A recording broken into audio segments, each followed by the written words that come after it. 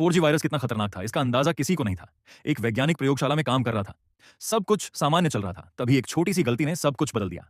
प्रयोग के दौरान उसका सुरक्षात्मक सूट फट गया और वह सीधे वायरस के संपर्क में आ गया। वैज्ञानिक समझ गया कि स्थिति बेहद गंभीर है। उसने तुरंत ऑक्सीजन ट्यूब हटाई और खुद को बचाने की आखिरी कोशिश करते हुए डिसइंफेक्शन चैम्बर की ओर दौड़ा।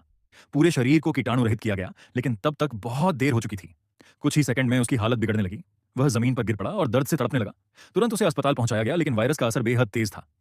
उसका शरीर तपने लगा और तापमान खतरनाक स्तर तक पहुंच गया। डॉक्टरों ने उसे बचाने की हर संभव कोशिश की।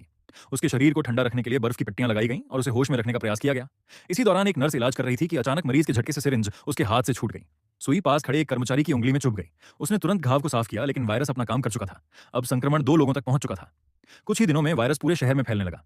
अस्पताल मरीजों से भर गए। हर तरफ अफरा तफरी मच गई।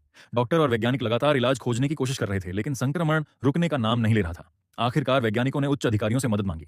लोगों को उम्मीद थी कि राहत और संसाधन भेजे जाएंगे, लेकिन जो हुआ उसने सबको हैरान कर दिया। शहर को पूरी तरह से घेर लिया गया। किसी को अंदर आने या बाहर जाने की अनुमति नहीं थी। अधिकारियों को डर था कि यदि वायरस बाहर फैल गया तो पूरी दुनिया खतरे में पड़ सकती है। स्थिति नियंत्रण से बाहर होती चली गई। अंत में एक कठोर और भयावह निर्णय लिया गया। वायरस को आगे फैलने से रोकने के लिए पूरे क्षेत्र को नष्ट करने की योजना बनाई गई। कुछ ही पलों में आसमान चमका और एक भयानक विस्फोट ने पूरे शहर को अपनी चपेट में ले लिया।